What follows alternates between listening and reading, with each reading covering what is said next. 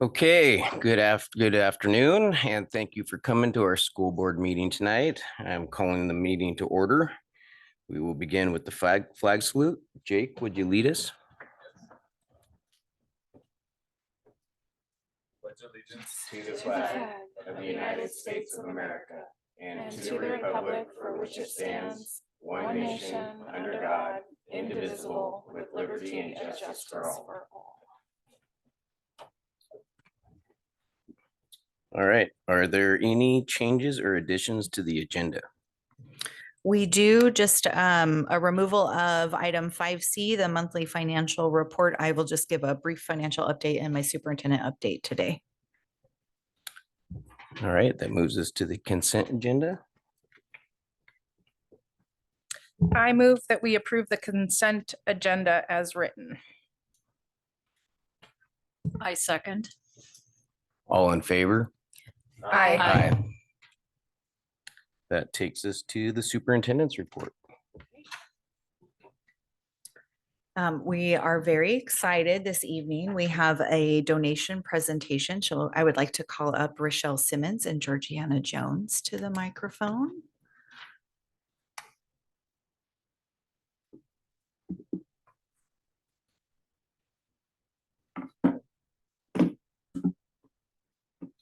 I'm Rochelle Simmons. I'm going to talk a little bit about the board or about the foundation and then talk about our donation. And we had a vision of presenting a big check, and I'll talk a little bit about that too. So I'm Rochelle Simmons. I'm the president of the foundation. I've served on the board since December of 2018, and then I've been the president. Rochelle, the mic. recording is not going to pick you up yet. I'm Rochelle Simmons, and I'm the president of the Ridgefield Public Schools Foundation. I've been on the board since December of 18 and been the president since January of 2020. And this is Georgiana Jones. Do you want to introduce yourself? Oh, I don't know how long I've been on the board. I think like 8 years. Yeah, they're trying to keep me on. Yeah, 8 years, something like that. And I've been the chairman of the turkey trot for 8 years, something like that. So George is in her 10th year. oh, time flies. She never gives herself enough credit.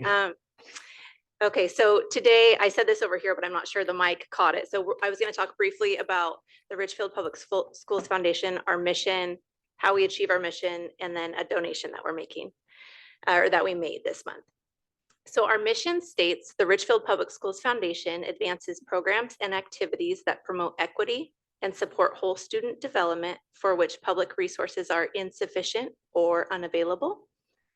Our core values are student learning, equity, and community. And we achieve our mission through fundraising and providing grants to educators and scholarships to students. We fundraise through the Turkey Trot. We have an annual golf tournament. We have some partnerships such as the McMinimans night that we did last night, and we pursue external grants. Our focus areas are academics, opportunities beyond high school, extracurricular opportunities, and social emotional learning. We support academics through grants for educators. We have 4 different types of grants. We have STEM, arts and literacy, innovation, and general grants. So the general grants are an opportunity for teachers to submit an idea or proposal that doesn't fit within the other grants, and we'll fund it if it fits within our mission. We offer scholarships for post-secondary education, music classes, and driver's education. And we support social emotional learning through grants as well. So one of the ways that we promote equity and support community is by supporting the Ridgefield Family Resource Center. We've been fortunate to partner with Chris Poppert at the Resource Center over the past several years. She offers her space to us, and so we get to hold a meeting there once a year, which is a really great opportunity for us to stay connected with the Resource Center and the work that our Resource Center does to support our community. So Chris, when we come, Chris speaks to the board. So as we onboard new members, they're always connected with the work that is being done at the Resource Center. Half of the money that we raise each year from the turkey trot is donated back to the Family Resource Center. And that's something that the board is committed to doing on an annual basis. Through this year, through the support of our community, we were able to make our biggest donation yet. Each year, our participation in the turkey trot just grows, which is great. So before I share the amount of the donation, I'll share a quick funny story about the check. So I ordered this check. It's that foam board on the wall. And I opened it when I got home from work today, and it's not a big check. So it was titled giant check, and it had a picture of a man holding a giant check that looks like a check, you know, that you would pay someone with. And they emailed me for my approval. They said we had to adjust the colors. And I was like, oh, the logo looks great. And so I approved it. And then I opened the box at 4 o'clock and I was like, oh no, this is not a good photo opportunity. So, okay. So maybe we can still get the photo with Chris and Christina. So now I can share the amount. So the Ridgefield Public Schools Foundation donated $18,000 to the Family Resource Center this year.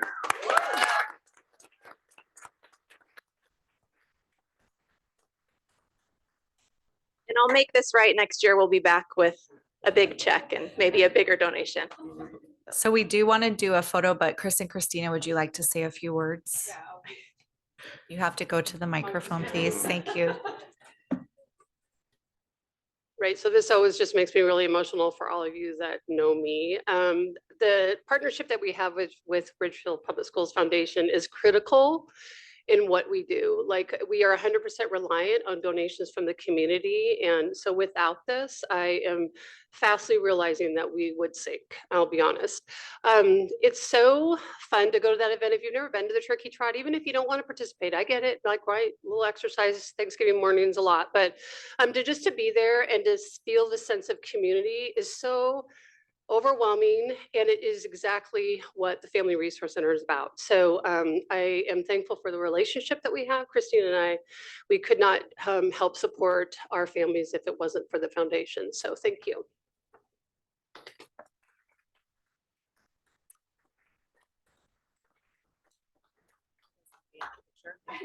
Oh, sure. We Yeah. should. That would be really good. There we go. Taking pictures.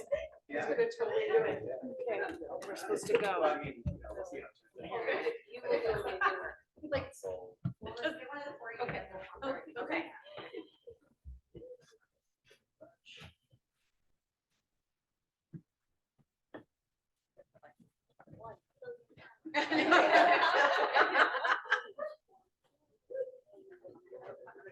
Okay, yeah.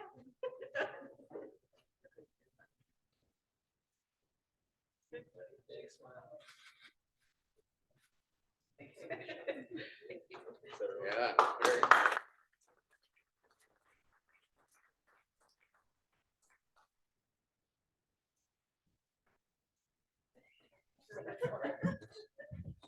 We've got this figured out.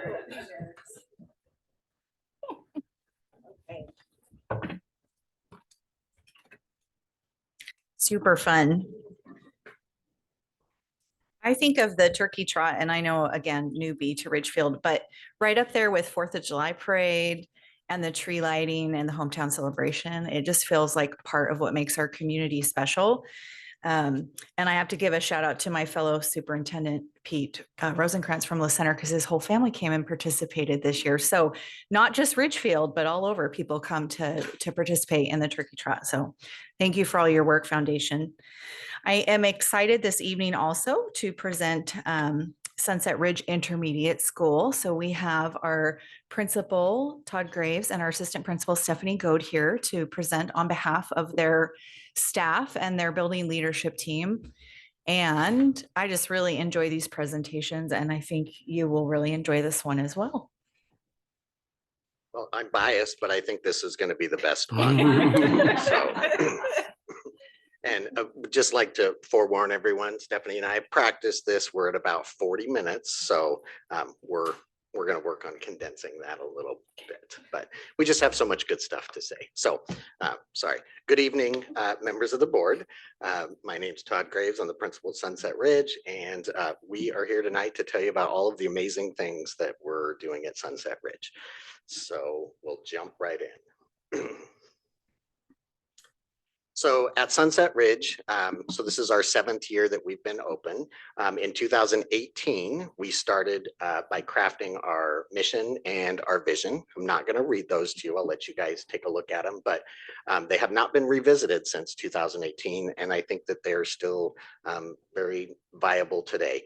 Moving forward, we will start looking at this every August. You know, we switched to a district purpose statement, and that is what we used for the last 7 years. And now we'll be revisiting this. So this was crafted by the original staff for Sunset Ridge.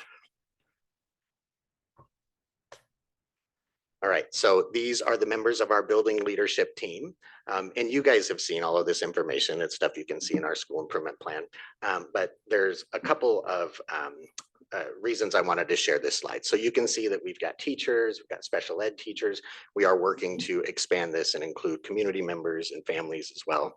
But one thing that is notable, I think, at Sunset Ridge is how we include everybody and the voice that staff and students have. And so just a quick kind of bird walk of how this presentation came to be. So we were told that we needed to present to the board. In years past, that's been a pretty short, succinct presentation. And this year, we were told sky's the limit. So my original plan was 2 hours long, but not holding everybody. Yes. For that. So our process was pretty simple. Stephanie and I got together, we put the presentation, kind of the bones of the presentation together. Then we presented it to our building leadership and got some amazing feedback. From there, we reworked it. We then took it and presented it to our staff at a staff meeting. And again, all along the way, taking feedback, I think when we showed it to the staff, you'll see there's some embedded videos in this because one of the things that we really wanted to bring to life in this presentation is not just Stephanie and I standing here, which we are two lovely people, but we wanted to bring in the voice of our staff. We also wanted to bring in the voice of our students because that is really what Sunset is all about. So with that, we are going to jump into our first video. And so the reason I just shared with you kind of that history is one of the things that's super important to me at Sunset Ridge is that we create a culture of belonging. We create a culture of acceptance. We create a culture that's challenging to our staff members, engaging them, stimulating their mind. And in doing so, our hope is that we retain the highest quality teachers to work with our kids. And so this happens to be Caitlin Scott. She was a new hire to us this year. And I asked her to just speak about what her onboarding experience at Sunset Ridge was like. Hi, my name is Caitlin Scott, and I'm new to Sunset Ridge this year. I wanted to take a moment to share what it's been like to join this incredible school. It's feel overwhelming. Figuring out where to go, learning new routines, and just hoping to find a welcoming space. From the moment I stepped into Sunset Ridge, I felt that warmth. The onboarding process made the transition easy. School culture is one of true community, where staff and students support each other in a way that really does feel like a family. One of the things that makes Sunset Ridge so special is its grade model.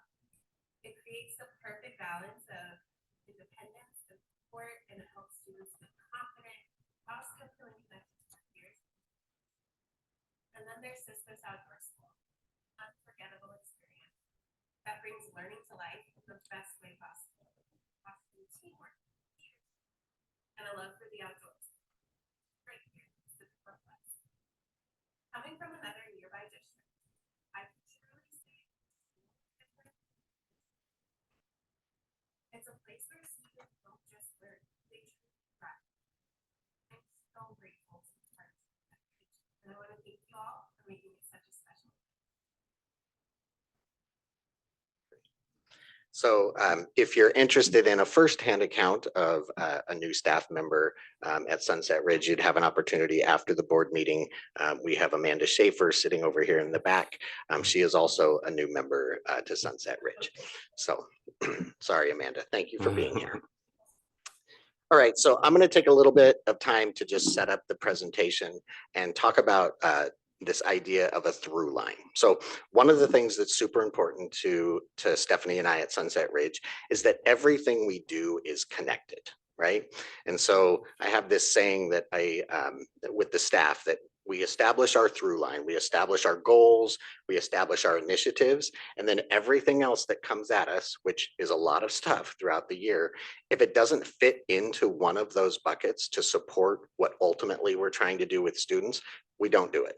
We might set it aside and say, okay, we're going to revisit that next year if our priorities change, but we just simply, we don't do it. So starting with our mission and our vision, right? And so that's preparing our students for a successful career in our community, right? And in the global community and market. So the two key initiatives we have this year are our professional learning teams. Stephanie's going to talk about that in a little bit. That's actually a district initiative, and it fits perfectly in line with what we've been doing at Sunset Ridge. Another one is the embedded professional development. Stephanie's also going to address that. That one is one that I am particularly proud of. And so she'll share a little bit more with you guys about that. So our school improvement goals, we have a goal for math, ELA, English and language arts, and then social emotional learning. And those goals also align with everything. And so when I say align, you're going to see that the embedded professional development we do has specific look-fors that support our goals, and they support the subgroup populations that we are focusing on. So in years past, we've focused on special education. This year, we're focusing on our ML population. But that's not to say that we're not focusing on all of our students as well. It's just that is an area that the state has said, hey, you need to spend a little bit more time looking at this population. They're pretty flat in their growth. And so we've embedded that into everything that we're doing. So of course, you can't do anything without collecting the data and knowing where you're at. And so we've got some pretty amazing data collection systems that we put in place. So if you were to walk into Sunset tomorrow and ask me where any student was, I'd be able to give you current progress on that student that is within less than a 30-day window. And I could also tell you what interventions or extension that student is receiving. And that is true of every single student at Sunset Ridge and of any teacher that you ask. So transparency is also a big deal for us. We look at all students as a whole and not just our specific class. I ask teachers to focus on their class because it's overwhelming to look at 630 kids. However, we have access to all of that. And then finally, the learning walks that are tied to our SIP goals, Stephanie's also going to address that. So I've talked long enough. I'm going to let Stephanie talk for a little bit and introduce our initiatives. Thank you for having us. Our two key initiatives this year at Sunset are not new initiatives to Sunset, but we are working on some refinement. So our first key initiative is PLT. Again, as Todd mentioned, this is a district initiative. Our teachers have been working through the PLC process since Sunset started. We're working on that refinement. Thanks to Dr. Jenny, as this district initiative, we're just getting better with that process. We have always tracked our time in our PLT, so in our content teams, the time that we spend on these 4 PLC questions, which are in bold. The questions that are above the bolded questions are the 4 PLT questions. However, they're worded in more of a universal design lens, which has been a big district initiative the last several years. So it's just worded a little bit differently. So this year we improved our tracking of how much time we spend during PLT time on these questions.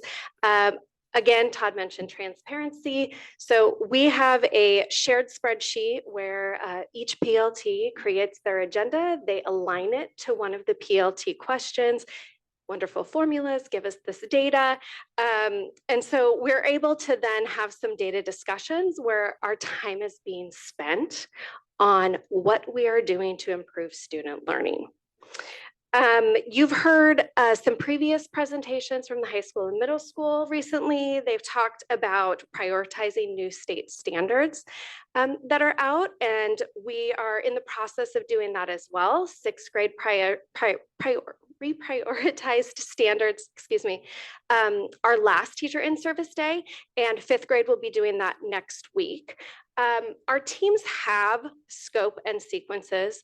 They have common formative assessments, but those will be revised based on the new standards and also based on our 2 new curricular resources.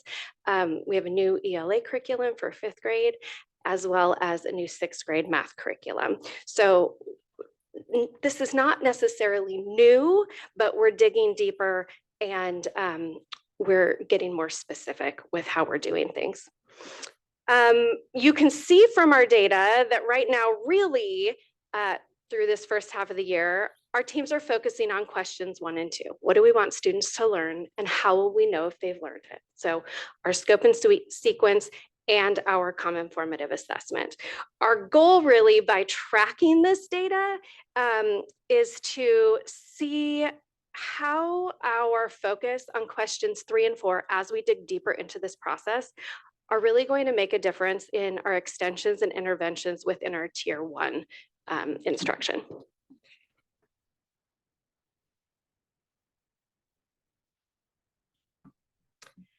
Our second key initiative, as Todd mentioned when he was talking about our through line, is embedded professional development.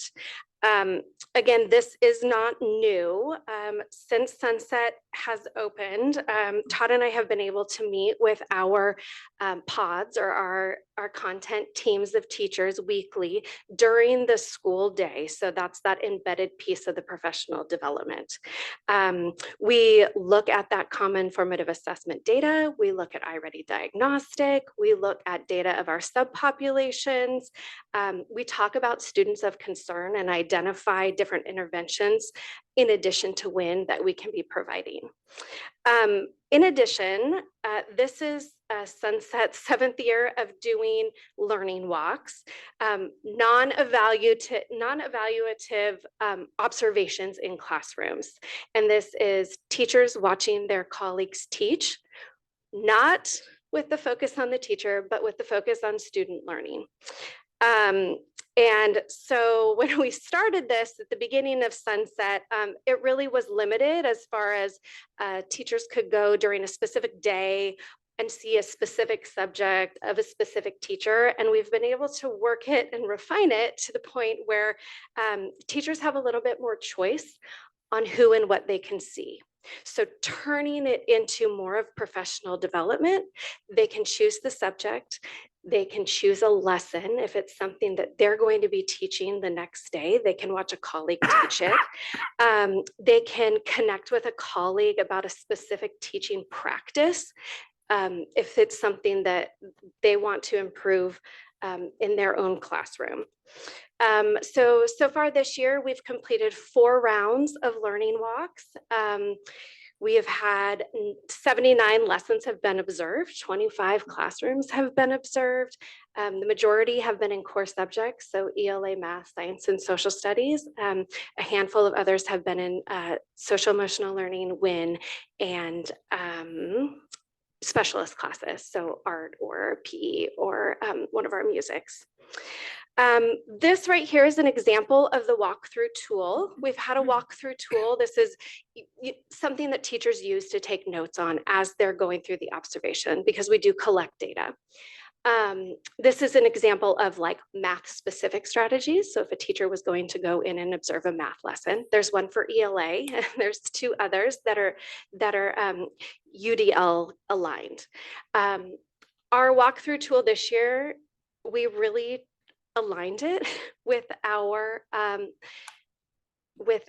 school improvement goals.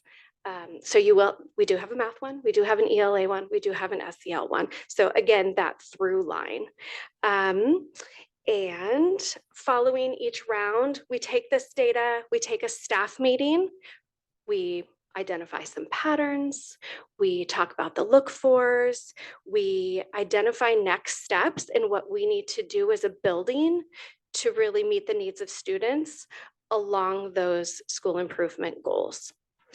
You can see from just a couple staff reflections here that there's evidence of strategies and look-fors that align with our school improvement goals. For example, vocabulary for our multilingual students, talking about number sense, which is when we get to our goals, one of our math goals. So these two key initiatives directly, again, are in connection with our school improvement plan. And Todd's going to talk about our first school. Thank you, Stephanie. So just a quick recap, all of those goals that you saw in that learning walk tool, those are the specific objectives that we have in our school improvement plan. So if you were to go and look at that, it's just all connected together, right? And that's that through line piece.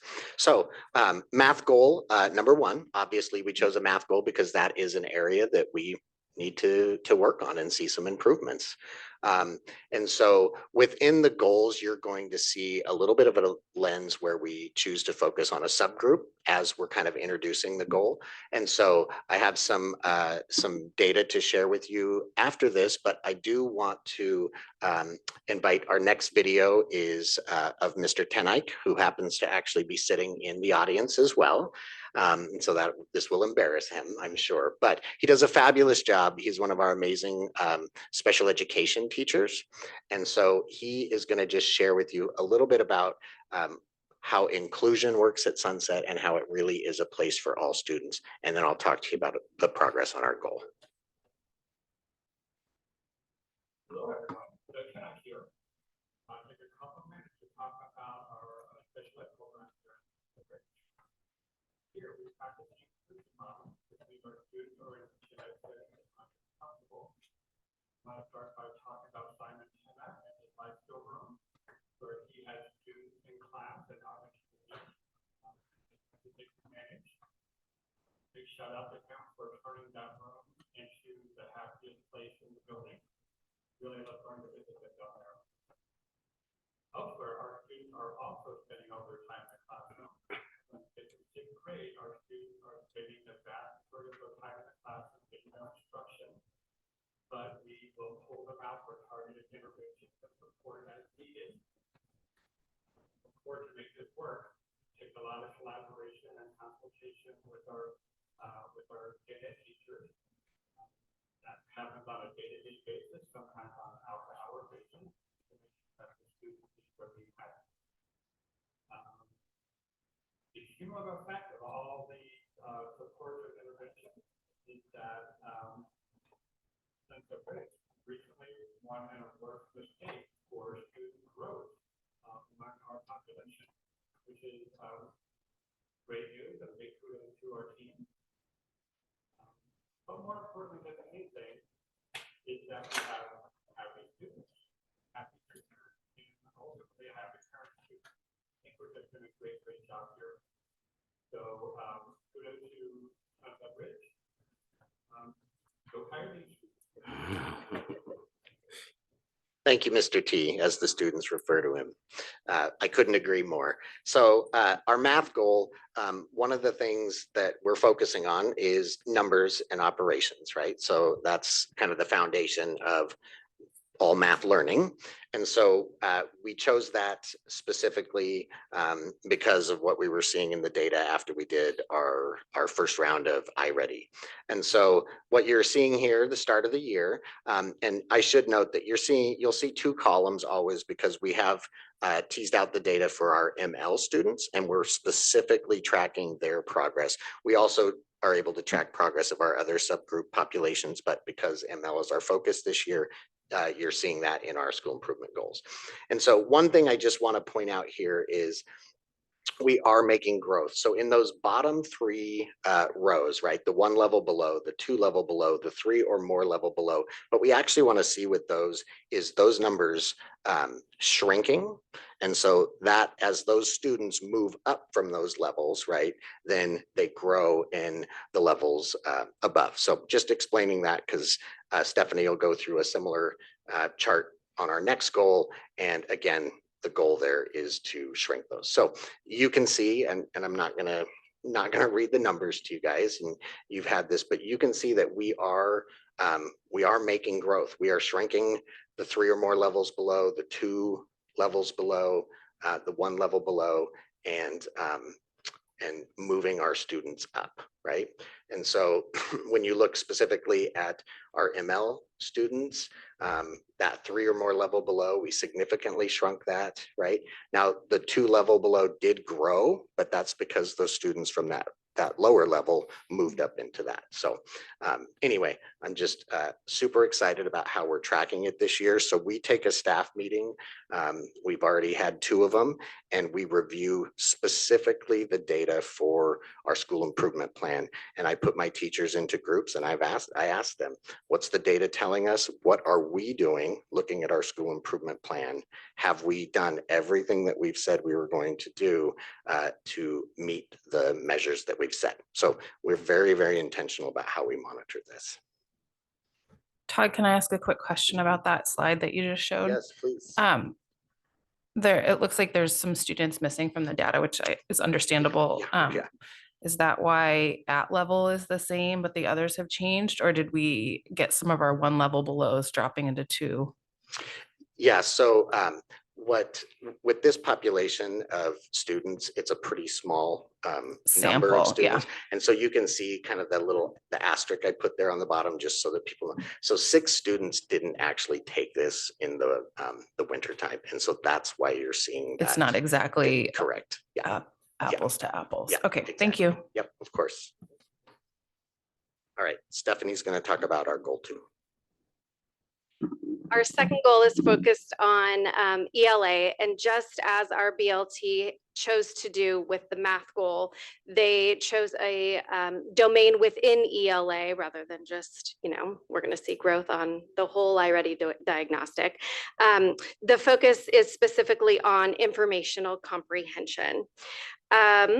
And Erica Muir, who is our ML TOSA, she supports students during both our 5th and 6th grade WIN classes, specifically on ELA, specifically on some of those English language development strategies that many of our teachers are using and seeing when they're doing the walkthroughs.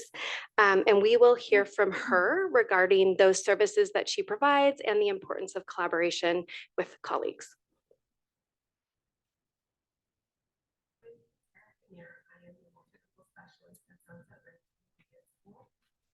Opportunity to work with multilingual learners and Sunset. And join me for we'll work on English language development, work through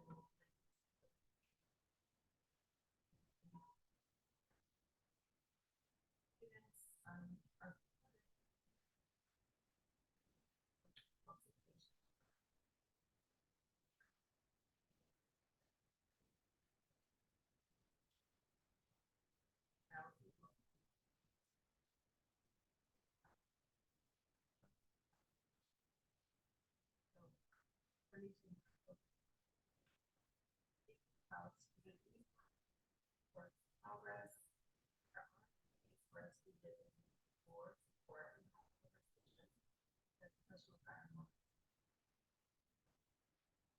These also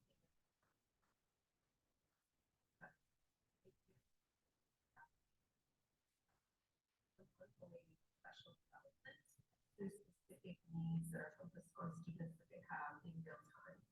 And so we work on strategies, we work on what are some questions that you might have, how to engage families. Additionally, in the last year, we started a multilingual migrant family advisory committee. This includes families, parents, recent graduates of Ridgefield High School. It includes community partners, school district administrators, administrators, multilingual teachers, counselors, and a variety of different community members, including our school board.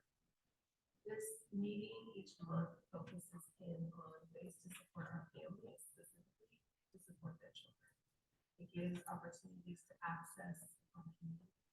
We know that when students feel that their families are invested and their families feel invested, that it only has positive outcomes.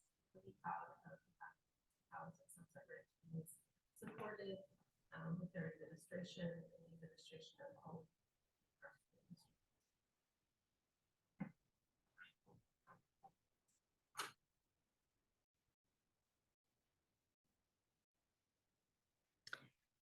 Our ELA data focused on this goal from the fall diagnostic to the winter diagnostic is presented in a similar chart to the math. It is currently showing a small amount of growth in the percentage of students below grade level. I do want to point out that there has been significant growth. If you look in our multilingual student columns, the percentage of students one grade level below in the fall to one grade level below. We are moving, those bottom three columns are getting smaller. That middle one is increasing. We have definitely moved students up in that category. And that's, a big thanks to our teachers, because the English language development classroom strategies have been such a focus. We are seeing the fruits of that in our data. We are also expecting this data to grow significantly by the end of the year. Nonfiction within our scope and sequences, the second half of the year is a lot more prevalent in reading and in writing. So just not as much exposure within our scope and sequences the first half of the year. And so we're really excited to kind of see what that bump will be when we take that spring assessment.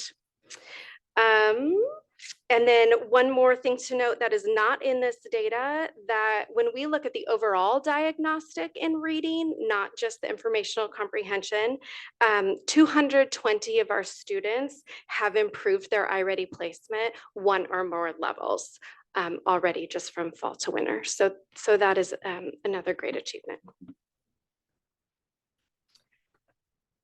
Okay, our third goal is focused on social emotional learning, and Todd's going to start with that.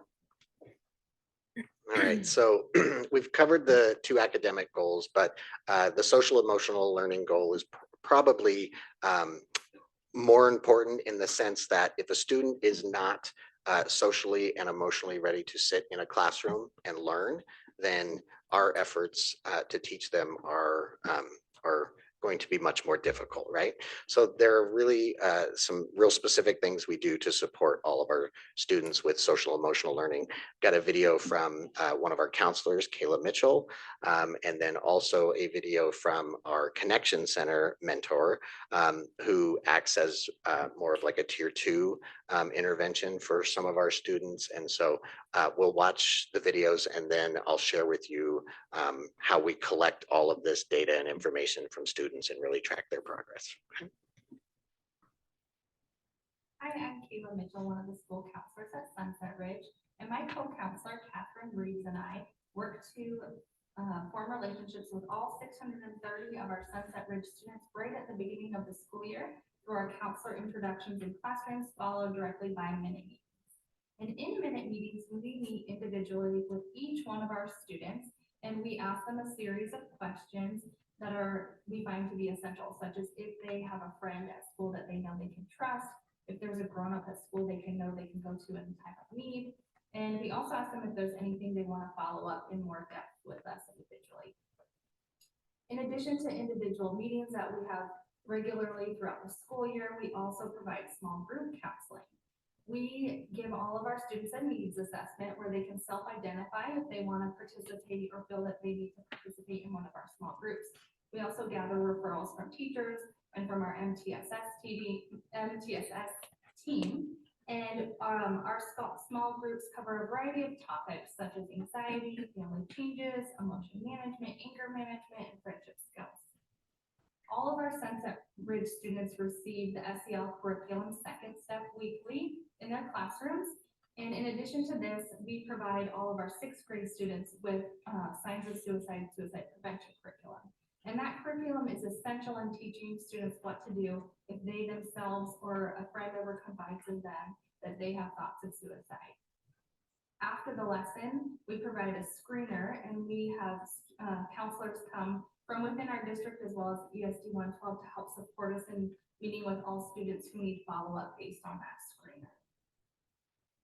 Our student leadership program is another program that Catherine and I run, and this gives us a lot of connection opportunities with all of our Sunset Ridge students.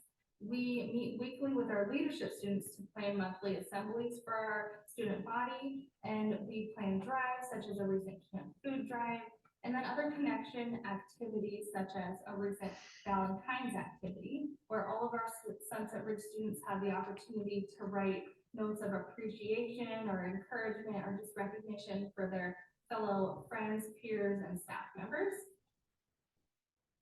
We also work to have student voice heard through our Staff of the Month voting opportunities. Every month, our students have the chance to recognize a staff member that they feel just deserves some extra recognition at our monthly assemblies.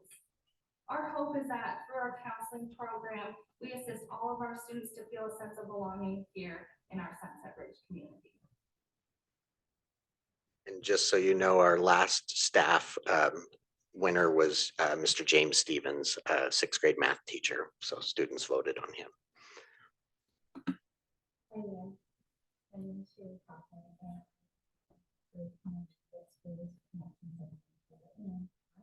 Explain my role here. I focus on helping students build strong relationships, develop essential life skills, and create connections that help support them academically and in personal growth. One of the key aspects of my work is relationship building. With programs, I do this like Checking Connect and social lunch lunches and peer mentorship programs. And students are able to provide guidance, support, and a safe place where they can feel heard and valued. These consistent connections are critical for fostering trust and helping students engage more fully in their learning environment. They also facilitate skill building innovation programs that focus on conflict resolution, coping strategies, social skills, and executive functioning skills. These skills are essential for student success, both in and out of the classroom. I deliver these interventions during tutor sessions, Checking Connect meetings, weekly coaching programs, and as part of our PBIS initiatives. Another critical part of my role is data tracking and analysis. I collect and analyze the data for Chico, Checking Connect, PBIS goal, restorative and school suspension, including positive postcards, where we recognize and reinforce positive student behaviors. This data isn't just collected, it's actively used. I present this during our weekly NTSS meetings to support data-driven decisions and share monthly reports with the teachers and keep them informed about student progress and growth.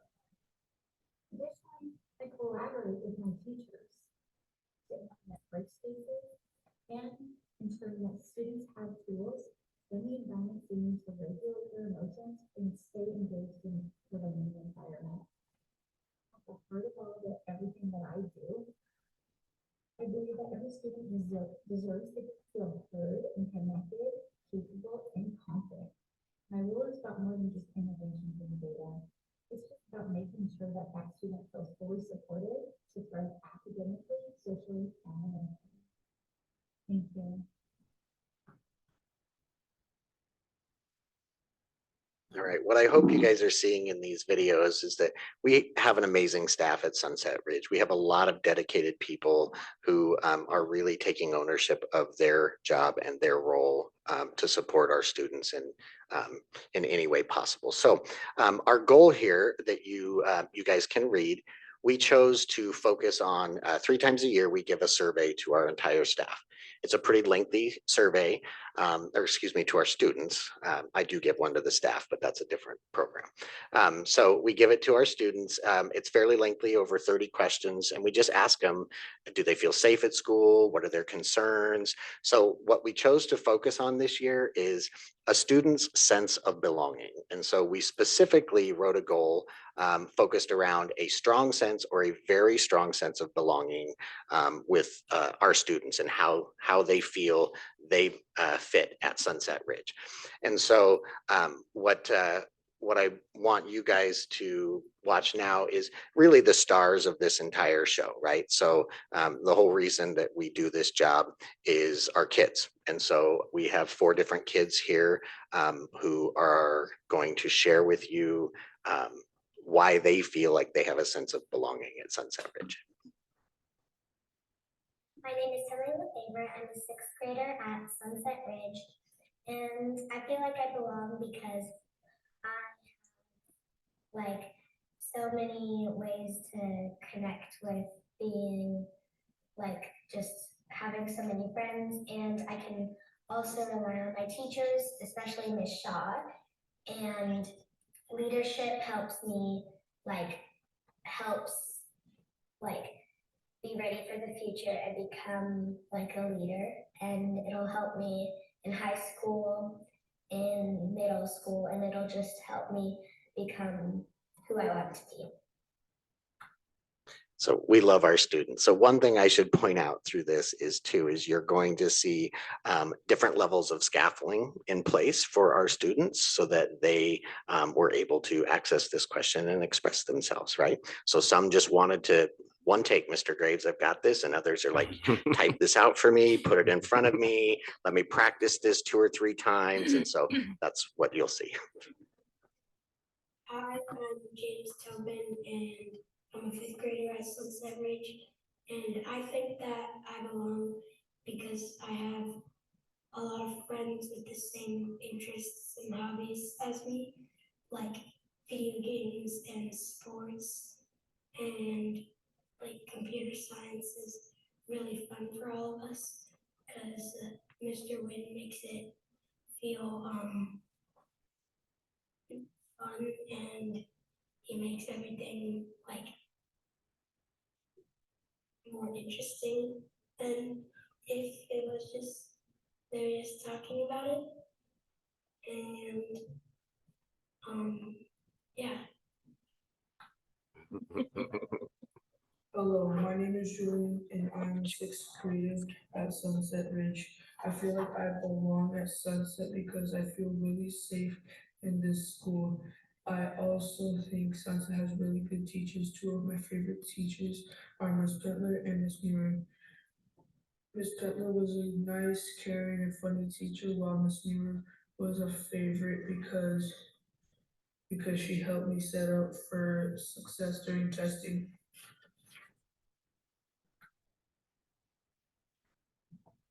Hi, my name is Meg. I'm the 5th grade and I'm from Sunset Ridge. Thanks for talking to us today.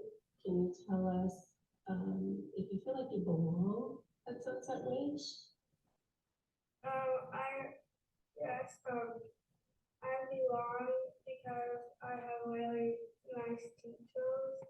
Miss Scott, she is a very nice teacher, and then Miss Neal and Miss Pettit, Officer Blue.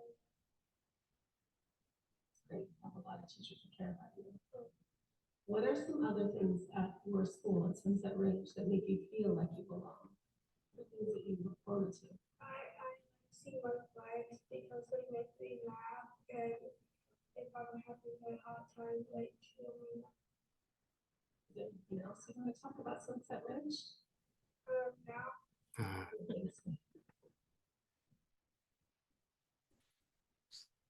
Hopefully you enjoyed that as much as we do.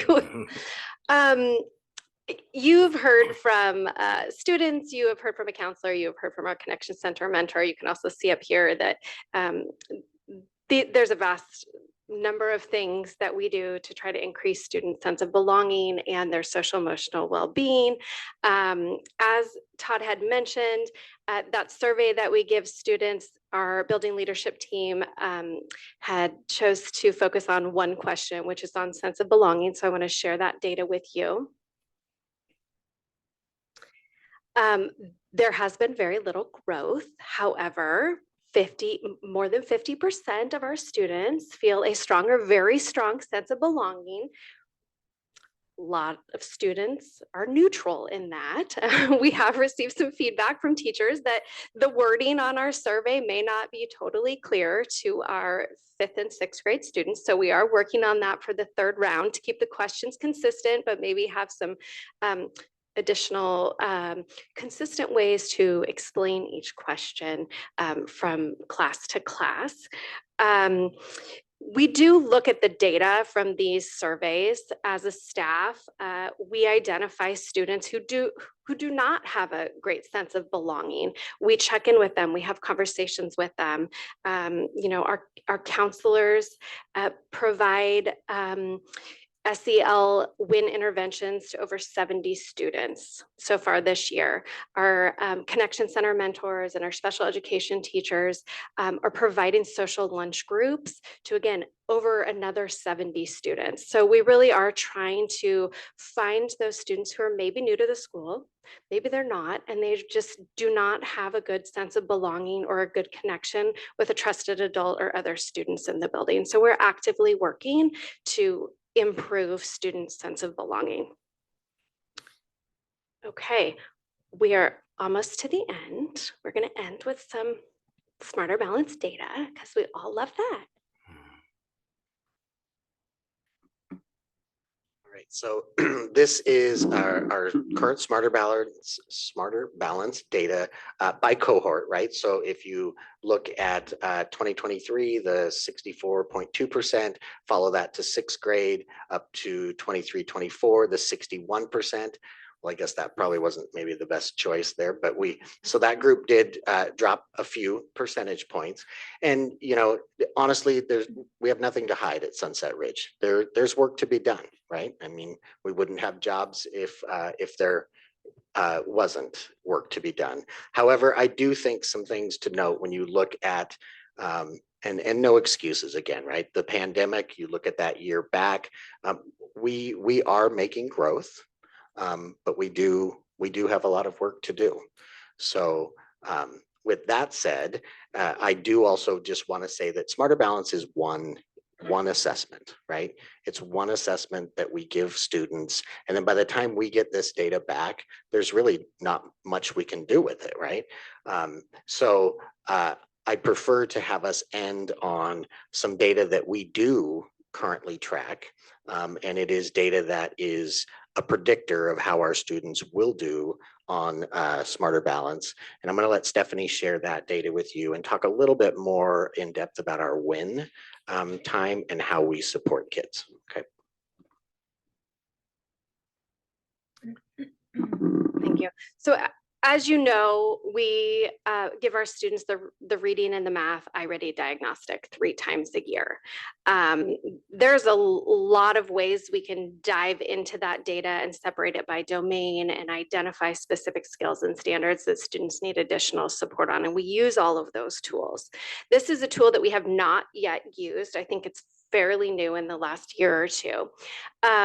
This is a projected proficiency of Smarter Balance based on iReady.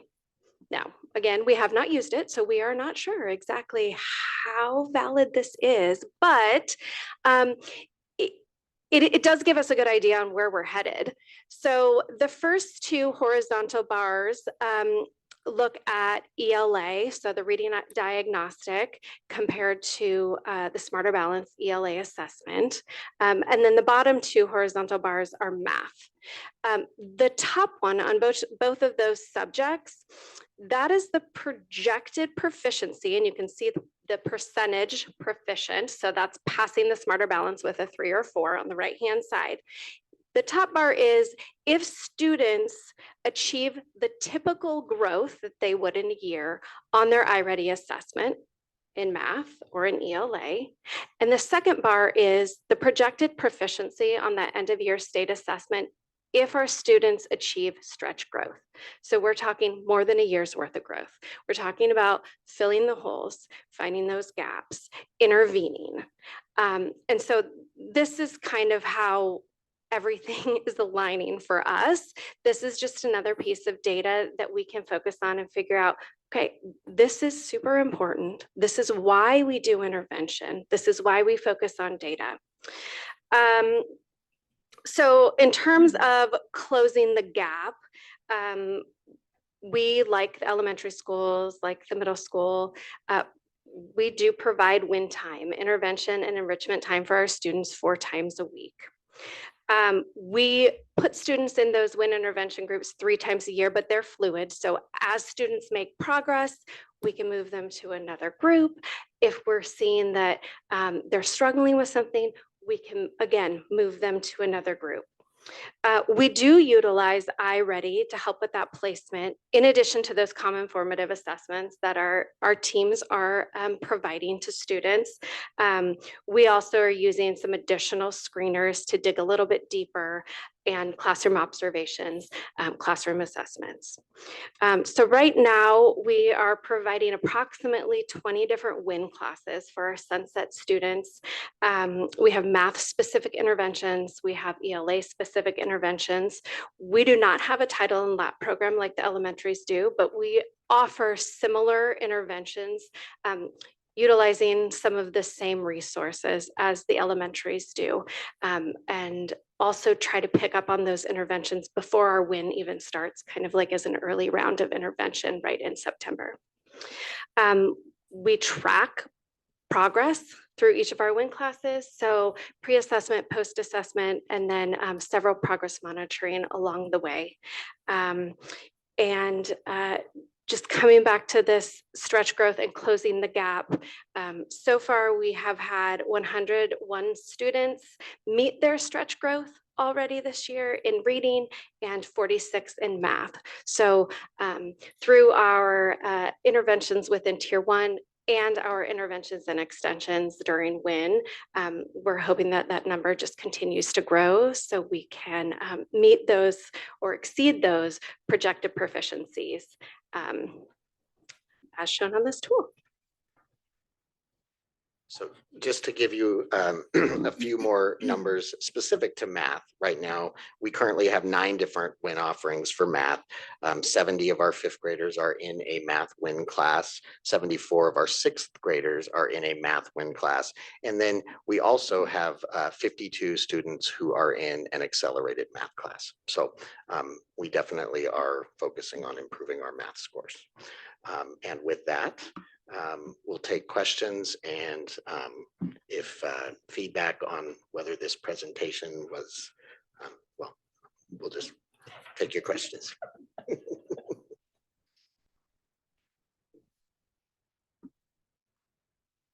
Go ahead. You guys know I have questions, but does anyone else want to start? No. I always have questions. Thank you for your presentation and for the information. I think I have a Sunset Ridge student, so I personally know a bit about the school, but like learning more and appreciate your through line kind of vision, and also just how you are able to show that that is what you are actually doing, and that things are connected. So that came across to me in what you shared. So thank you for that.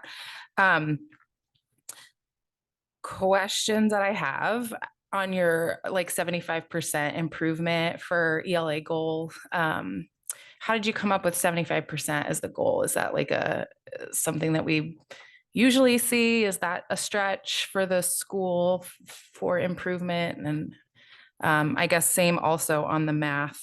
Yeah, so yes, those are lofty goals. So we this year went through a process of creating SMARTY goals, right? And so that was a process that my leadership team went through. We look at previous data, and then that's why we specifically chose the areas we did, because those were our deficit areas. And then, yeah, absolutely not going to lie, the part on the SMARTY goal that is the realistic, we set lofty goals. But as you looked at that last slide that Stephanie showed, right?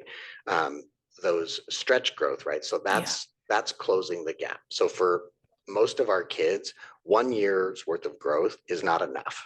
Right. And so we could have set a goal for 1 year's worth of growth, but I'd rather have a lofty goal and keep it up in front of us, reminding everybody of what our real job is, and that is to close that gap and get all of our kids across the line. Yeah, thank you. Yeah. Other question that I have for you both. You know that conversation about fifth grade is around and where it should sit because intermediate school is kind of unique, like you said. I'm curious because that's a long conversation. I'm curious if there's data to compare kind of how fifth grade does in terms of assessment in this intermediate model versus in a more sort of standard K-5. Like, do we have comparable demographic districts that we can look at to see, is it helping, hurting, or neutral in terms of where kiddos are sort of making that transition? Because any transition is a lot to go from elementary to the next step. And I'm just curious if we have looked at that or not. Great question. So I have not looked at that. That is data that we absolutely can look at. And now I absolutely will go back and look at that data. I'd be curious to know too, if we could look at the data that we have in historical data in our district and see if we can track what happened to our students when they moved up. It'll be a different assessment comparison, right? Because we used MAP, now we're using something else, but give me a little bit of time and I'll have some data for you in answer to that question. Thank you. I've just been curious, and I do understand with the school being open only a number of years it's been, and a good half of that being COVID and post-COVID. I mean, so I understand you may not be able to look exactly at again, apples and apples, but it's just something I'm curious about as we are having that conversation, and it comes up as a question from parents sometimes and others. I appreciate that. Yeah, question. and then I guess I remember a school presentation from you maybe a couple years ago. I think I was in the audience. I wasn't up here yet. But you described a process of having teachers going through and identifying students that they had felt like those students would say they could come to them, like they would have a connected relationship, and being able to try and identify who are the kiddos that none of the adults think, oh yeah, that kid would come to me, as like a sort of a backwards process from asking students, do they feel like they have a person?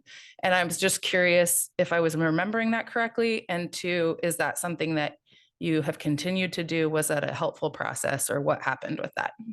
Yeah, absolutely. That is something that we continue to do. It's changed a little bit, but it's all part of the survey that we give students, right? And taking that data and the results that they share with us, and then having conversations with them, right? I think what you're referring to was a process we did more as just a staff looking at their specific classrooms and then reflecting on just their day-to-day interactions with kids and how often kids are actually reaching out to them.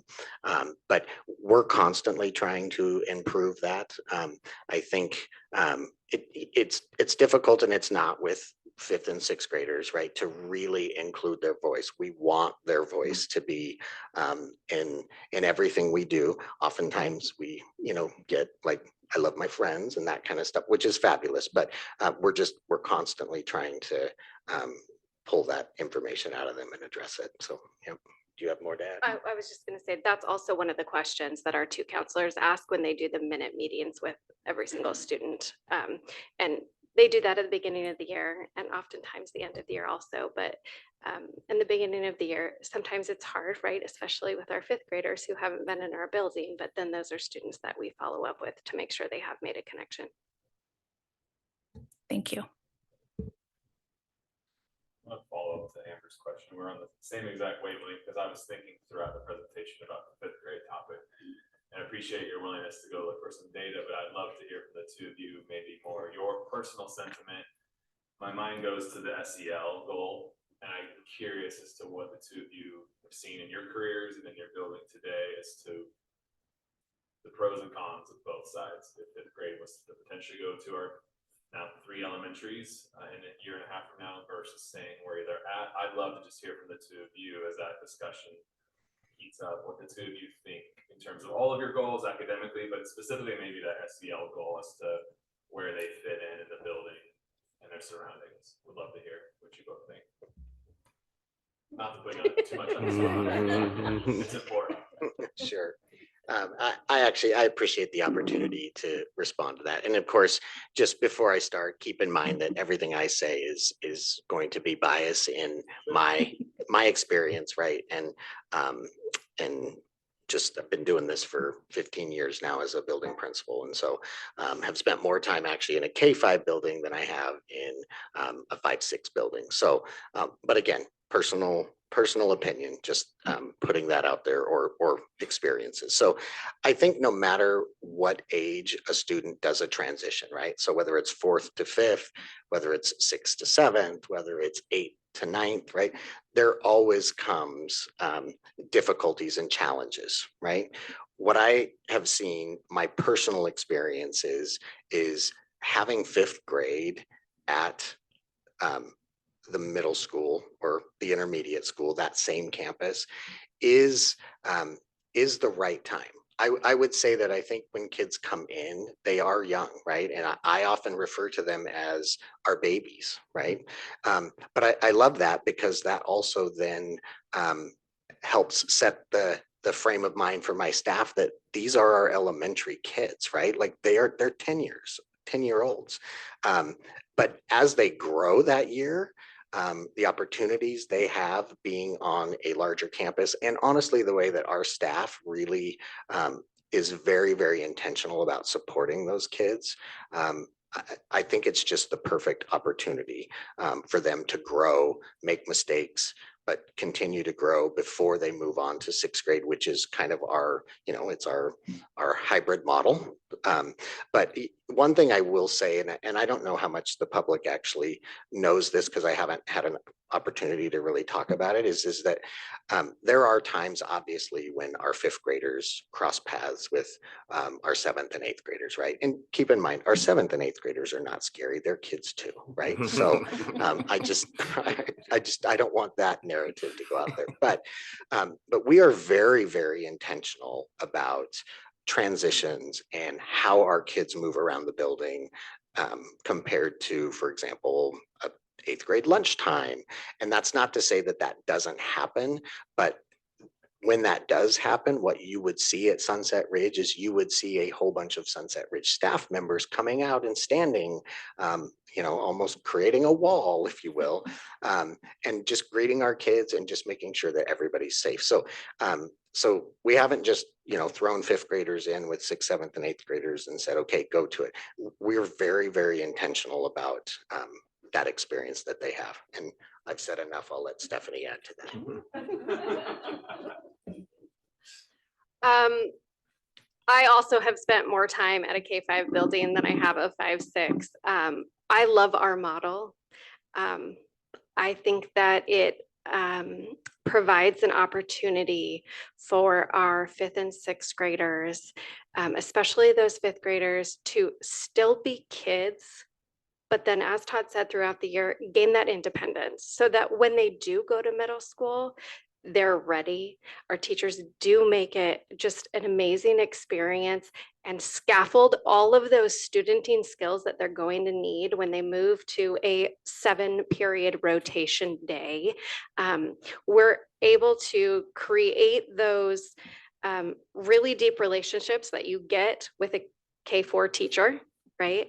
But then still allow students to experience some different things, to try some electives, to transition by themselves without being in a line with a teacher, right? So I just think, I think it's the sweet spot too.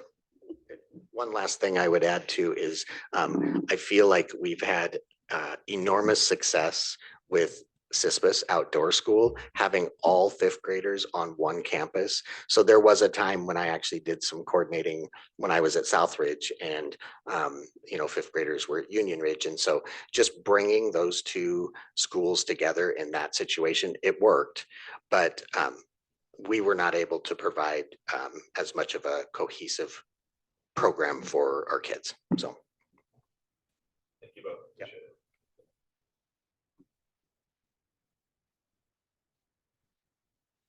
I have a question.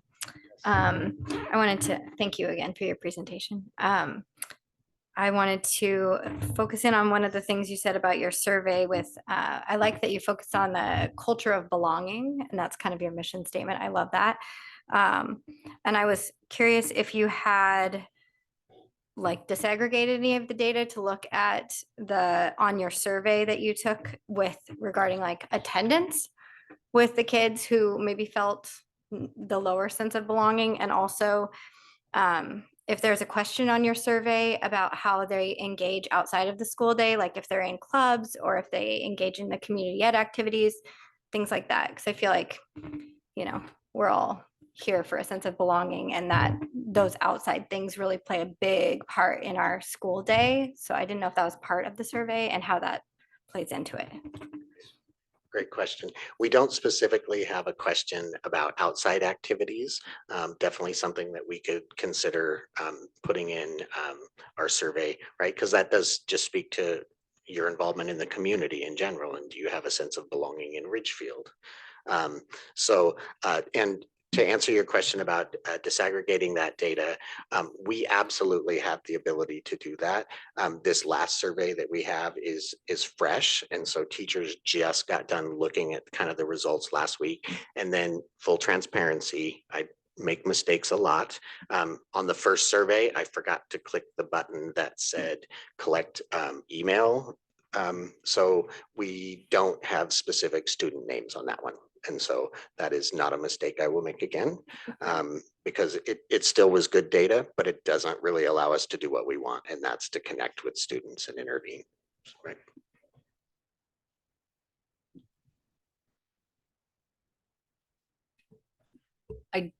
I do not have any questions. I would just like to thank you so much for your time that you put into the presentation.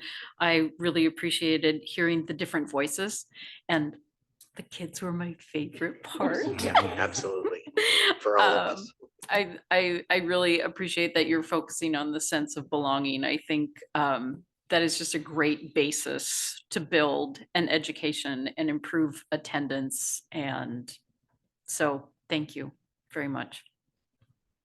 Yeah, I don't have any questions either, but I do have a comment of just that. I appreciate all the surveys that you do and that the district's doing to try to fill those gaps and get the right questions asked so we can get the right procedures in place. And I recognize that with the proficiency scores, they're hard to look at, but it's going to take literally like one student at a time. And as long as we're seeing that slow process of climbing out of that hole, you guys are doing the right thing. So don't get discouraged. Great presentation, and just keep fighting for that one student, and then it becomes 2, and then it becomes 4, and we just keep working that way, and we see those percentages go up. And the work you're doing is good. So thank you. I appreciate it. I just want to say thank you for the presentation. You did a great job. I want to say thank you to your staff that was willing to videotape. It's not an easy thing to do. I do want to recognize, because we do have some Sunset Ridge staff in the audience, if you would just stand so that the board members can see you. We want to thank you for being here on behalf of your colleagues. I do want to just highlight for you, I've said it before, I'm going to keep saying it, leadership matters.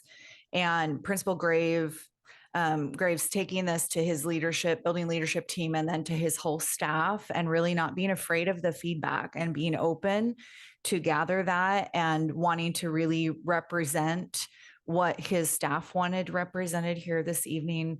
I know that is just how Principal Graves does business, that this is really who he is and part of his leadership philosophy. So just want to thank you. I think it speaks volumes about your leadership. And I know how much it means to your staff to be involved in the work at every level of the work. So thank you. Okay. Couple more things. Thank you. Okay. Now you can just like sit down and relax, right? Okay. So mini financial update. We have had a couple of our accounting team, which is 50% of our accounting team, has been out of the office for some time. So we will resume our regular monthly financial update next month, but I wanted to give you at least just the enrollment update. Our head count, we've actually broke the 4,200 on head count. So that's a new high water mark for us. Our FTE is sitting at 4,148.63. Our AAFTE is what Paul and I will call it, but it's the average annual full-time equivalent. We are at 4131.77. So we are very close. And next month, when you see the graph from Paula, once again, the dots are going to be almost on top of each other when we think about our enrollment projection and where we're at. So that's good news. Our state audit is in progress. Executive Director of Business Services, Paul McCoy, shared with you last month that was starting up. So they have been working for a couple of weeks now, and they're probably on site. Oh, she's here. So it's about a 6-week process that we work with the auditors, and that Executive Director McCoy has to really just whatever they need, she just has to drop everything and take care of that. So just want to thank her and her team for their work as we work through that process. We are continuing to reduce expenditures where we're able. As we've shared before, we have saved some funds through attrition and not backfilling some positions when staff leave. We have limited outside the day training.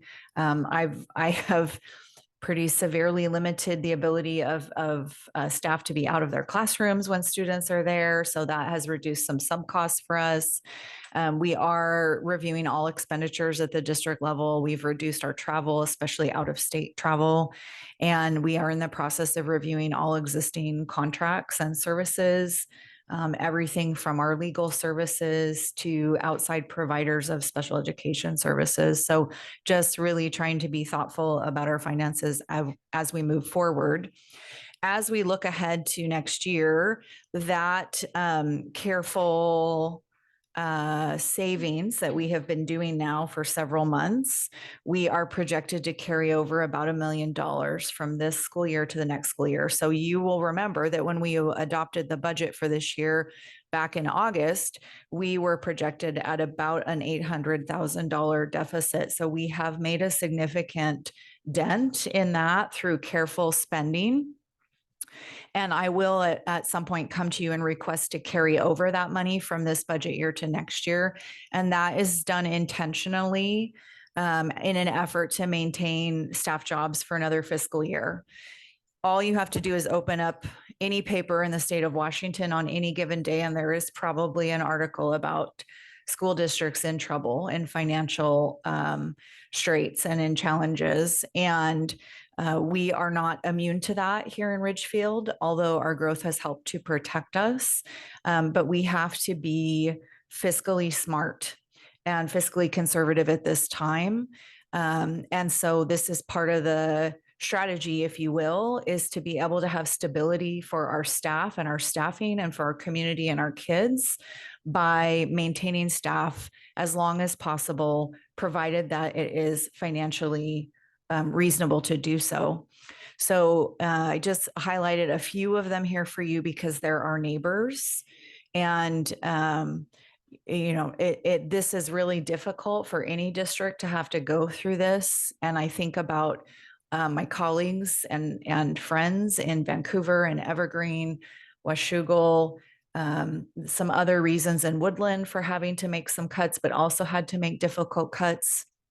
Hundreds of staff in our public schools that have lost their positions over the last year, and more cuts coming.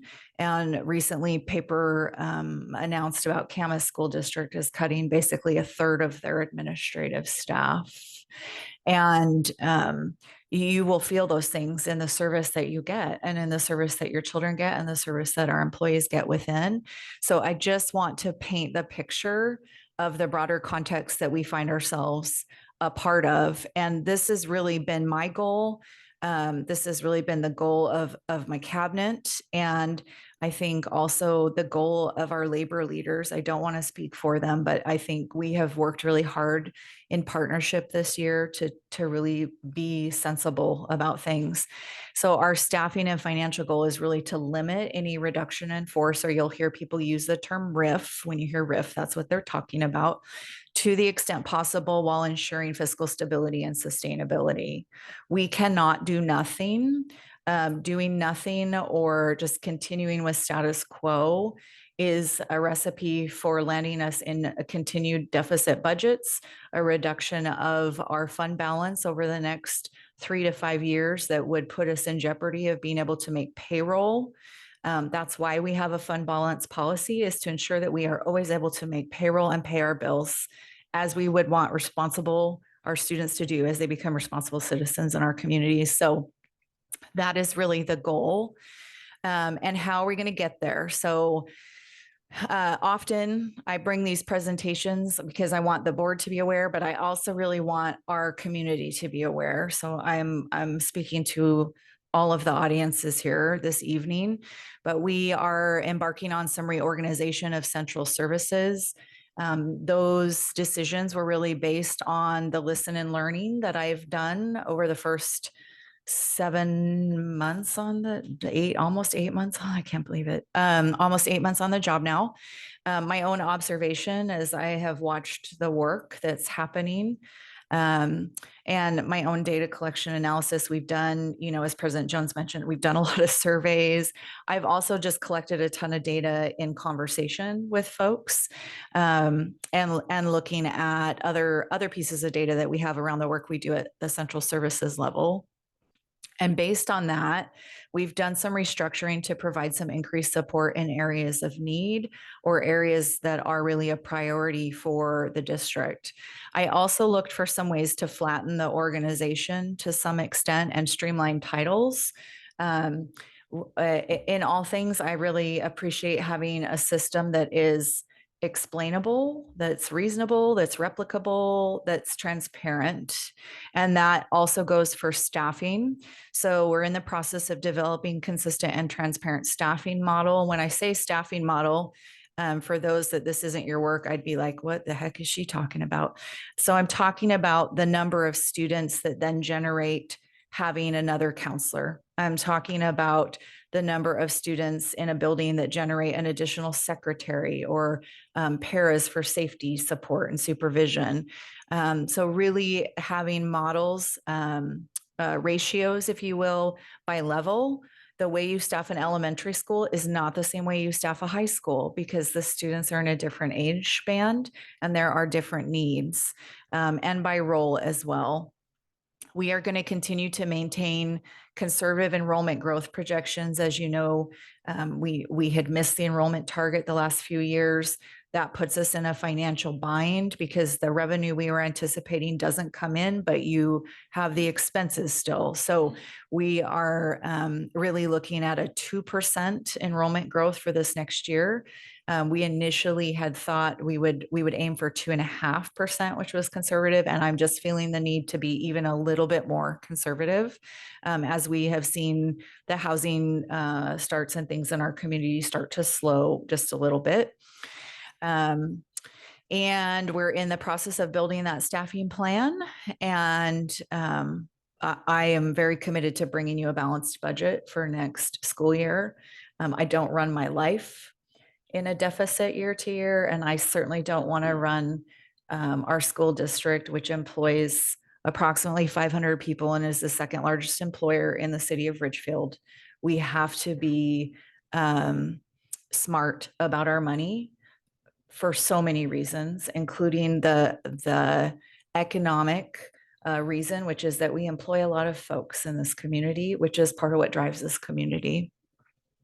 So utilizing that planned $1 million of carryover in a way to offset what would have had to be some additional reductions in the staff. So I wanted to share with you the timeline. Last week, I met with all of our building principals and presented to them a staffing overview, an overview of the changes we're making at central services, but also really an overview of anticipated staffing for each of their buildings.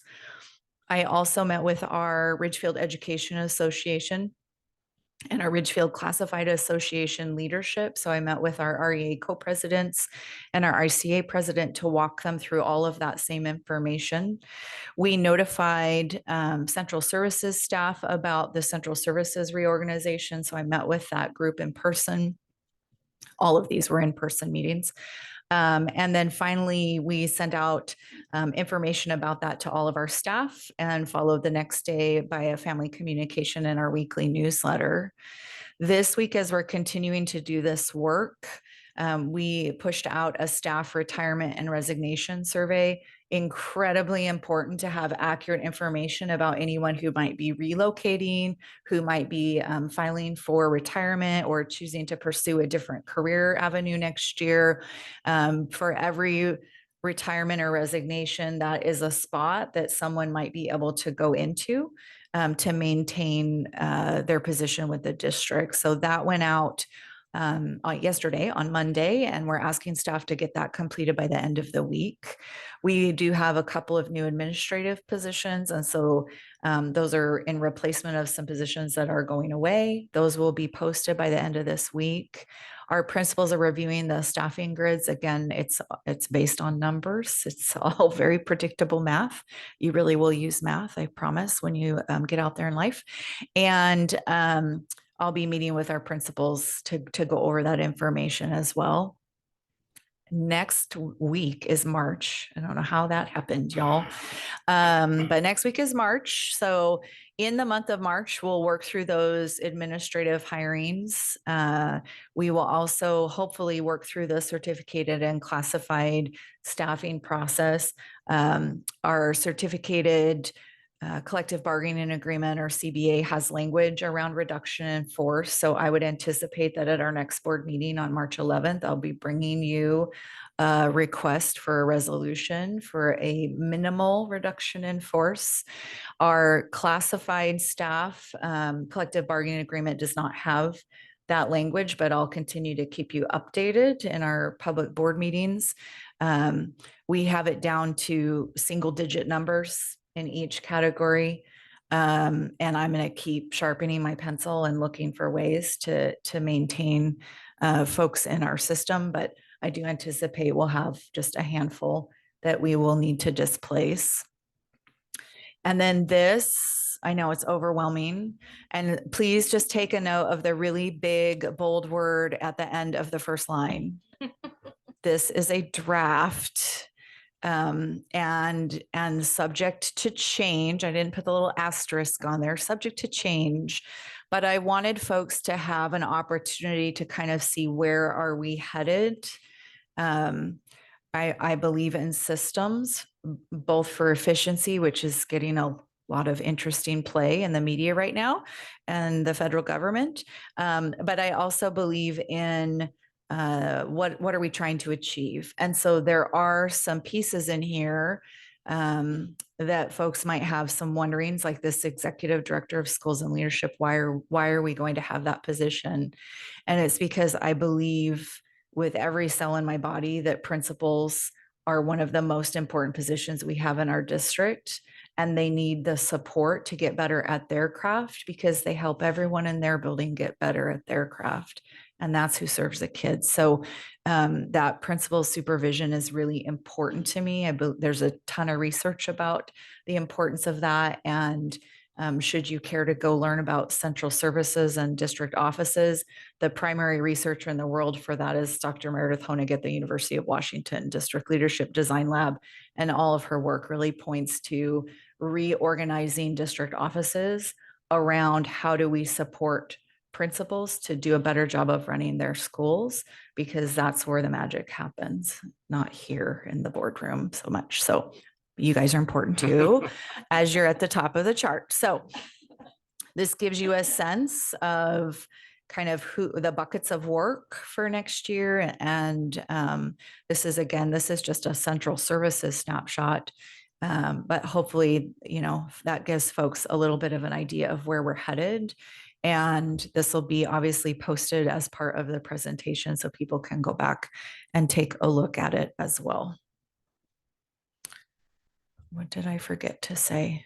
Oh, I'm going to go to board communication. So I would just say again, I don't take lightly, even one position I don't take lightly. We will continue to collaborate and work with our labor leaders and continue to make this as transparent and speedy of a process as we can, while ensuring that we are getting all of our ducks in a row appropriately, and not cutting any deeper than we have to. So, okay, thank you. Thank you, Dr. Rodriguez. With that, we're going to go into board communication. Jake? Yeah, I thought I'd start by huge shout out and thank you to the citizens and community of Ridgefield. Election day was a big day for us as a district, and really appreciative of those that turned out and supported our students and staff and community. Dr. Rodriguez is always centering us back to thinking about what's best for kids, and really I think our community showed up and doing what's best for kids on election day, so it's much appreciated. With that, it's been fun to be a part of things moving really quick with elementary 3. Myself and Director Ronstadt were able to join LSW, our architect, and RNC, our management firm. Some initial meetings around project timeline for construction, all the way down to details of paint colors and interior. It's fun to see things coming to life, and it kind of makes it very real that another school is on the way for our district. So it's super exciting. And I would just share those two partners in LSW and in RNC I think we're in really, really good hands. We've got great contacts with both of those groups. So it feels awesome to be so supported when it comes to the construction process. I was able to attend last Friday the career fair at View Ridge, which was exciting. My second year attending that. Students get to present. They take a little assessment, but then get to present a career that they're interested in and what steps they would take to achieve it. Students who are interested in radiology, criminal law. One wants to be an actor, animation. So just fun to see 7th graders thinking about their future and what education it would take to get there and so forth. So very exciting to be a part of that. And I will get my monthly office hours back on track starting this month, and we'll get that posted shortly. So that's all.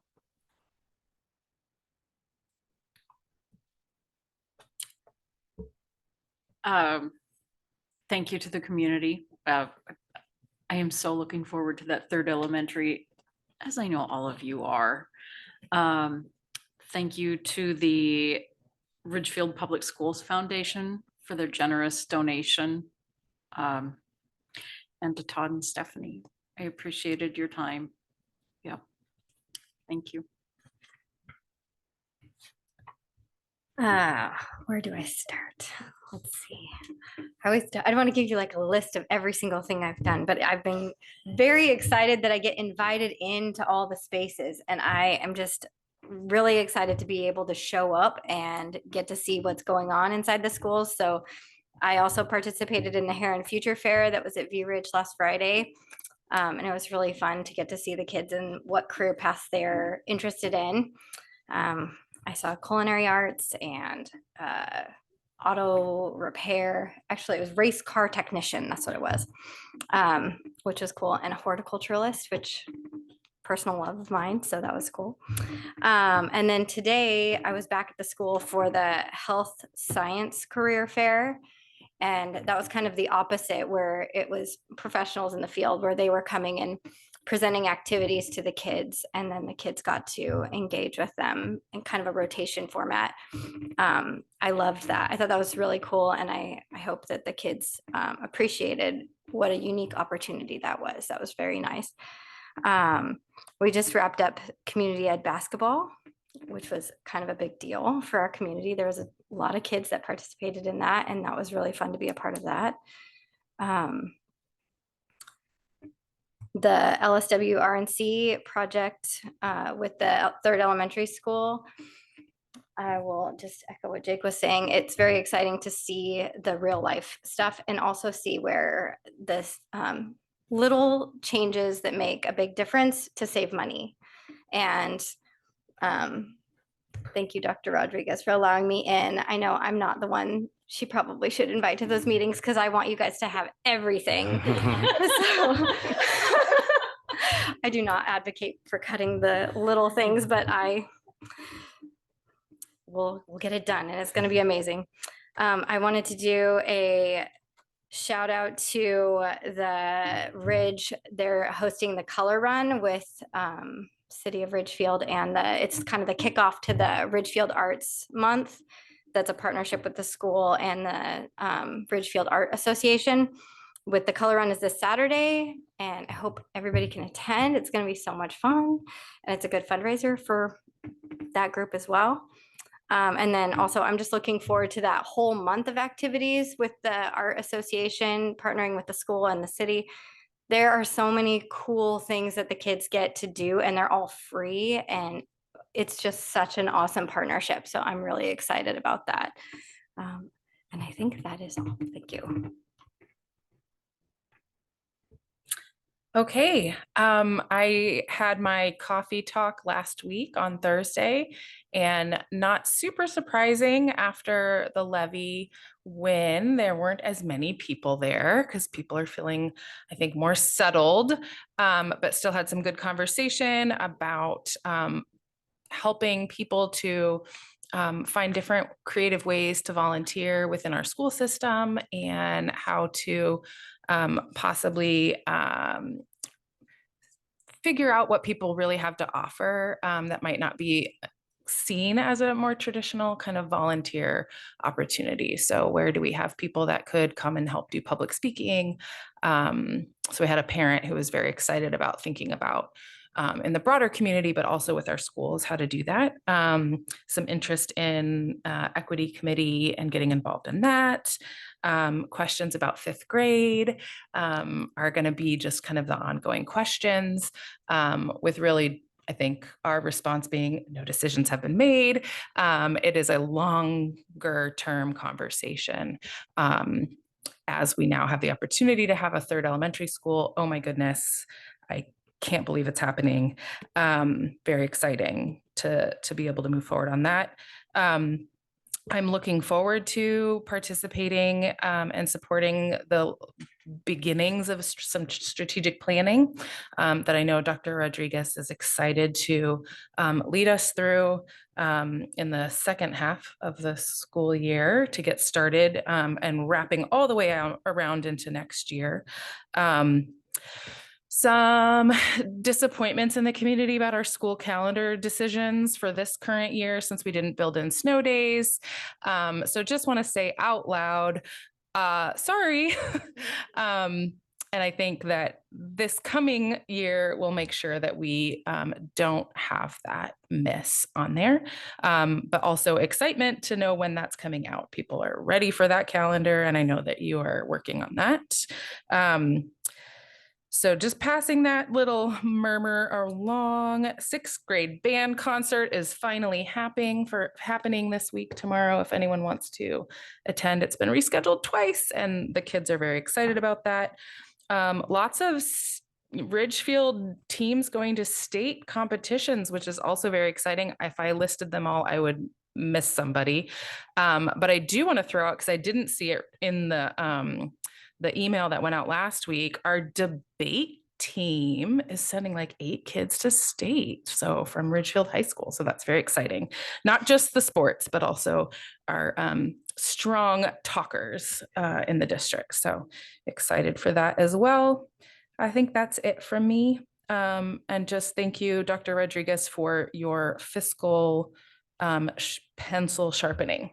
And it helps me as a board director feel more confident that we are sort of always looking right now and also kind of eternally 5 years out, so that we are giving ourselves as much time as possible to plan for that, even though it's hard to plan the future. Yes, all well said. I echo it all. I was at the career fair. That was fun.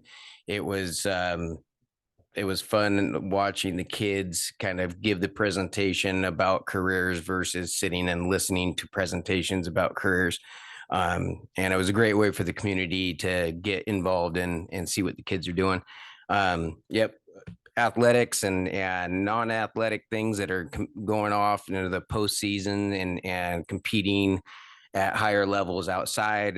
We were celebrated in a lot of different events, which is very cool. And then just to our financial state, and there is definitely hard decisions that have to be made and creative decisions that have to be made. And I appreciate both of them.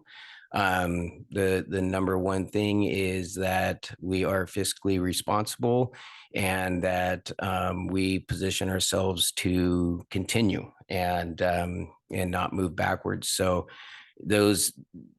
times are tough, but we will get through it. And I just appreciate the openness about it. And so people can prepare. And the last thing people want to be is surprised. So again, some kind of hard talks, scary talks, but people would rather be in the know than in the dark. And I appreciate that action. With that said, we will move to public comment. We do have one public comment tonight. So as a reminder, our speaker will be given 3 minutes to speak, and there will be a timer on the screens with a 30-second warning. And Bill Bauman, you may come on up.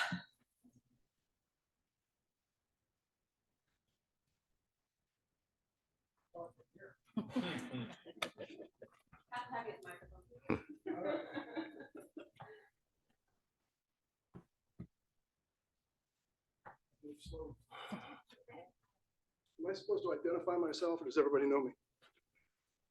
I already identified your name. You did, all right. Some at the city council, I have to say my address as well. I won't do that here. Greetings, folks. I'm here because I participate in the Green Bag Project, which you may or may not be aware of. And since you all were kind enough to name me the Community Volunteer of the Year last fall, I figured I should tell you that you're getting your money's worth. So I have a couple of numbers to share. And first off, for 2024, the Green Bag Project collected 47,119 pounds of food. And as a lot of you know, we split that between Neighbors Helping Neighbors, our local food pantry, and the Resource Center. So the school district basically gets about half of that. There's a metric in the food pantry business, and they say that each pound of donated food is worth about $1.72. So that's about $40,000 that came to the school district through the Green Bag Project in 2024.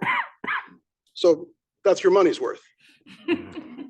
Just for historical purposes, since we started this in 2018, we've gathered 198,722 pounds. And so half of that to the school district is about 99,000, 100,000 pounds of food. So that's $170,000, 280.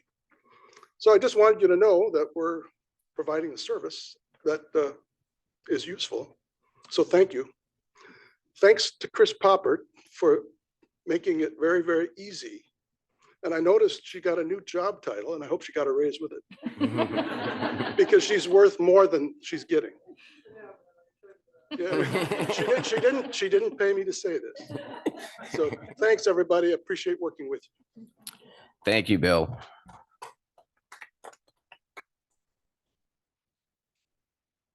Okay. All right, that will take us to old business.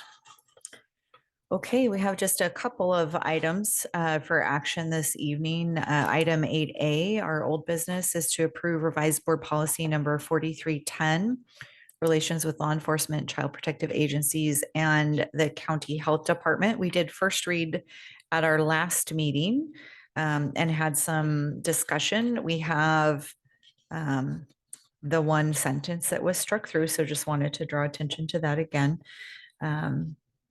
And again, this is an update in order to come in line with our other policies and updates from WASDA model policies. So the district is seeking approval of this policy update.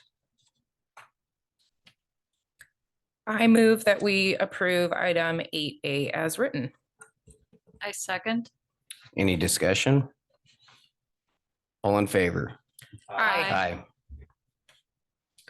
Wonderful. That takes us to new business. Item 9A is to approve resolution number 2024-2025-007, naming the month of March 1st through 31st, 2025 as Ridgefield Arts Month. And we do have a resolution for you to read into the record. Should have been prepared. Sorry. It is the second to last page.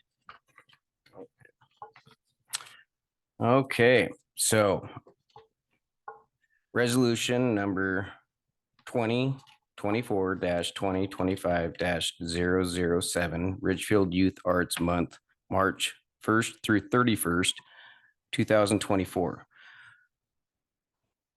Sorry, 2025.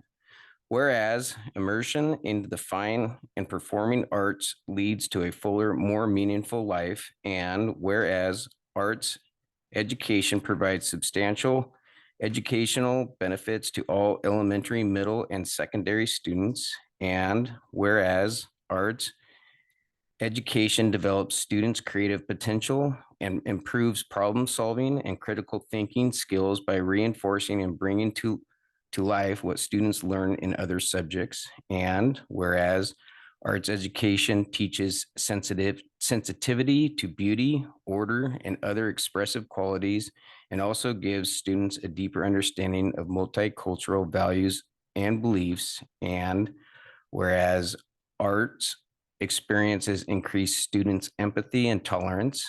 And whereas our national leaders have acknowledged the necessity of including arts experiences in all students' education. And whereas the Ridgefield School District and Ridgefield Arts Association and patrons of the arts throughout Ridgefield have joined together in supporting the youth of our community in their intellectual development throughout artistic endeavors and offering support to our committed fine and performing arts teachers. Now, therefore, be it resolved, the Board of Directors do hereby proclaim March 2025 as Youth Arts Month. All residents are urged to give their full support to quality school arts programs for our youth. Approved by the Board of Directors of Ridgefield School District number 122, Clark County, Washington, at an open public meeting thereof held this 25th day of February, 2025. Thank you. I move that we approve the resolution as read for Ridgefield Youth Arts Month. I second. Any discussion? All in favor? Aye. Okay, we do have an executive session meeting tonight, so I'm going to take a recess 5-minute recess. And then we will meet in executive session for half hour, Probably better do 45 minutes. 45 minutes. You have to do a motion. I move that we am I on? I move that we take a 5-minute recess and then a 45-minute executive session. I second. Discussion. All in favor? Aye. I just will add that the purpose of the executive session is to review performance of employees under RCW 42.30.110.1G, as well as sale or lease of agency real estate, RCW 42.30.110.1C. Thank you. Thank you, Dr. Rodriguez.